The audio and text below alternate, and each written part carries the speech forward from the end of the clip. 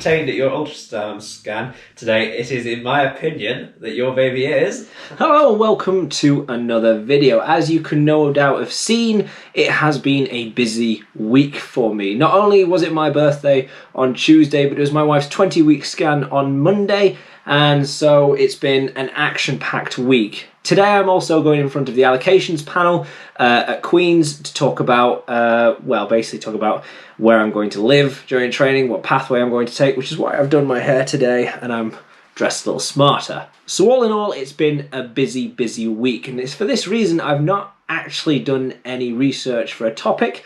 I've not done any prep for a video. Come to think of it, I've not actually done much this week, other than my regular groups, of course, for work.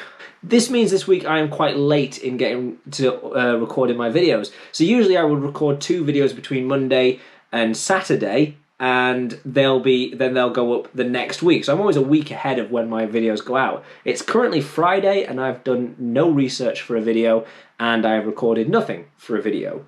So that kind of means that for the videos this week, they'll probably be shorter videos.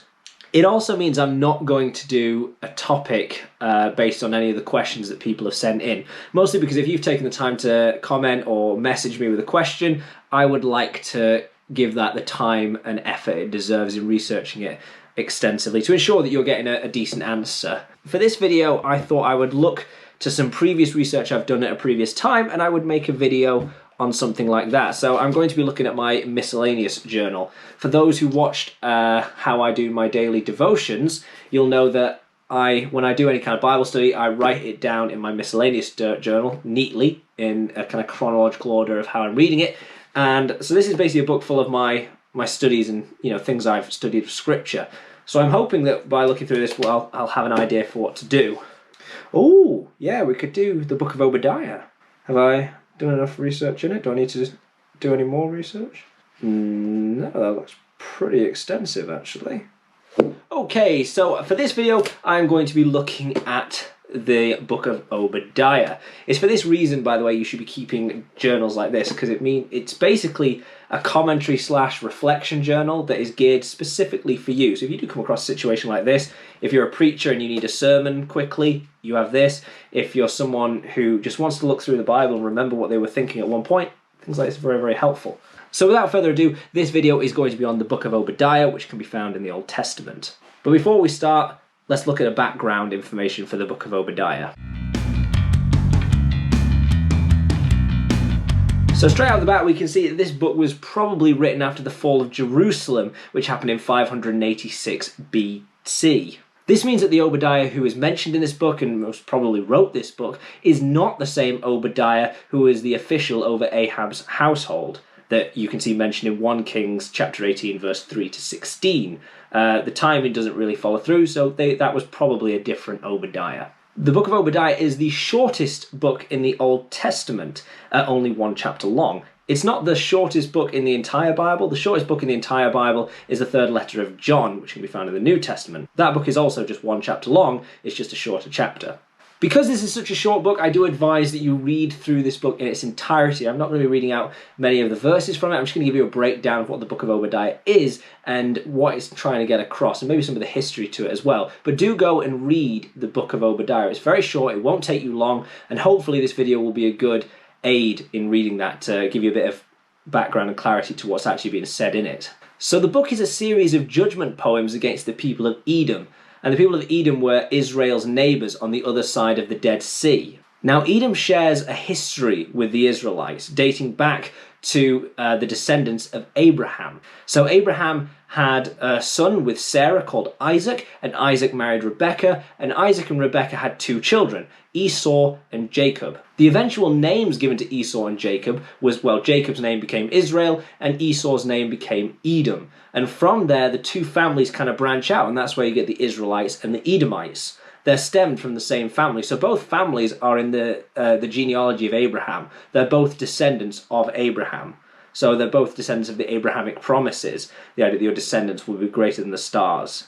Now, we can see the relationship between Jacob and Esau was a very tense one. You can see that in Genesis chapters 25 to 27. They didn't really get on. This relationship is kind of echoed through the Edomites and the Israelites. You can see that tense relationship carries on between those two families throughout the Old Testament. We can see that especially in Numbers chapter 20, verses 14 to 20, where the Israelites are asking for safe passage through a certain area the Edomites hold claim to, and the Edomites not only don't give them access to go through there, but threaten them as far as saying, if you try and cross here, we will meet you with the sword and we will kill you. Despite all of this difficulty though, they did share a family bond, these two, so they are linked. In fact, the Edomites hated Israel so much that when Babylon invaded and overthrew Israel, the Edomites not only didn't do anything to help them, they actually joined in plundering Israelite-based places. They used to capture Israelites and torture and even kill them.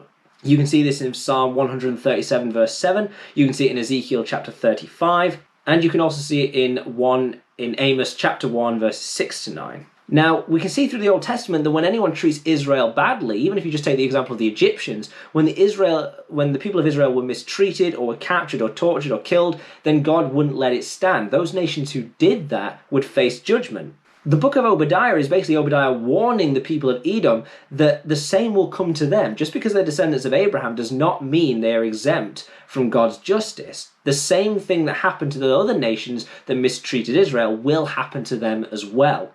And that's where you get the book of Obadiah. So let's jump right in and have a look at what's actually in the book of Obadiah. So you can split the book of Obadiah into two sections, with one verse kind of bridging the two sections together. The first section is in verses 1 to 14, and then verse 15 is that bridge between the first part and the second part, and of course the second part is verses 16 to 21. So in verses 1 to 14, we see the accusations against Edom. That's what Obadiah is raising, these accusations of what Edom have done and what they're guilty of.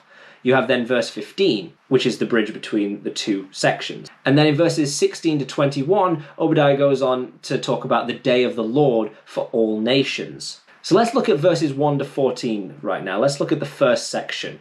So in this first section, Obadiah is speaking against the pride of Edom. They were prideful, they exalted themselves, and they desperately saw themselves as above everyone else. Interestingly, Obadiah is not just pointing to this in a figurative sense, as far as you see yourselves as above everyone else, but in a very literal way as well. The Edomites not only saw themselves as higher up than everyone else, but even geographically they were. They lived high up on desert rocks, so would look down on other people. They did in fact believe they were superior to the Israelites. You can see this in Obadiah verses 3 to 4. So this pride led them to stand idly by while Babylon invaded Israel, and even to join in with the plundering and in the overall destruction of Israel. So God says through Obadiah they will be taken down from this pedestal that they put themselves on, and they will be destroyed because of their actions. It's kind of an overall justice. What has been done to Israel by them will also be done to them. So you can think of the idea of treat others as you would wish to be treated. Well, that's kind of exactly what's happening to Edom, because they could have helped Israel, or they could have even done nothing instead of helping in the destruction. Instead, what they have done to them, the people of Israel, God's people, it's going to be done to them as well. Then you get to verse 15. Now, verse 15, as I said, was the bridge between the two sections. If we read verse 15, it says, "For the day of the Lord is near upon all nations. As you have done, it shall be done to you. Your deeds shall return on your own head." So you've got the accusations of the people of Edom in verses 1 to 14, and then you have this kind of bridge bit that's saying, yes, because of all this, you will fall, but then it goes on to talk about that fall, but then the eventual day of the Lord and what that will bring. So like with many writings like this that talk about a nation falling, it's far more open than just about speaking about one specific nation. So this section kind of opens it up to talking about the coming judgment to prideful nations, not just Edom, but any other nation that acts pridefully against others the way they have. So this section kind of shows us why Obadiah was so interested with the people of Edom. He saw the pride and the eventual destruction of these prideful people as an overall example of how God will one day bring his justice upon those prideful nations. It's also worth noting, I found this to be a very interesting fact when I came across it, the Hebrew letters used to spell the word Edom are the same letters used to spell the word Adam. Now, Adam is the word for humanity, and of course that's why you get Adam and Eve. Adam is the word for humanity. In the same way that humanity has fallen, you see that through Genesis chapters 1 to 3, and Adam fell, so this prideful nation that is Edom will fall as well. Now, although this talks about the oncoming judgment, the important thing to remember about any part of the Bible that talks about forthcoming judgment from the day of the Lord, the judgment is never the final word. It always ends with hope afterwards. You take the book of Habakkuk that we did in the previous video. Although God talked about Babylon overtaking that nation and bringing them down because of the ways they turned against God, he does talk about the hope that is yet to come to Habakkuk in chapter 3. In the same way in the book of Obadiah, the judgment is not the last word on the subject.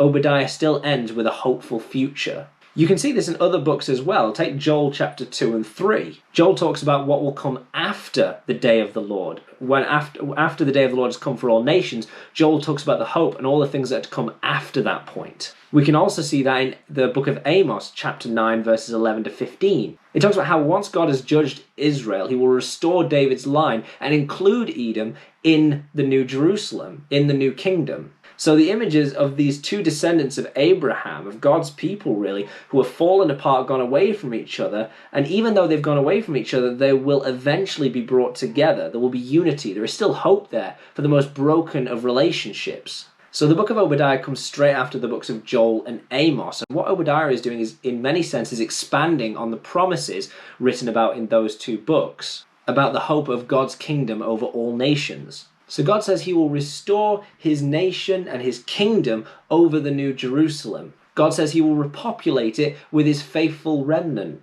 And from there, his kingdom will spread to include nations outside of Israel. So this is where you get the idea. So when people say that God only has a select people and that's only for them, so you look at the Old Testament especially, God is very much just watching over the Israelites for the majority of it. Well, this book is kind of foreshadowing the idea that even the nations outside of Israel, or the nations surrounding Israel, they will also be included in these promises. They can still get to God. Just because God's focusing on the Israelites as his chosen people, it doesn't mean that means nobody outside of Israel can come to God. So what's the concluding message to what the book of Obadiah is actually saying?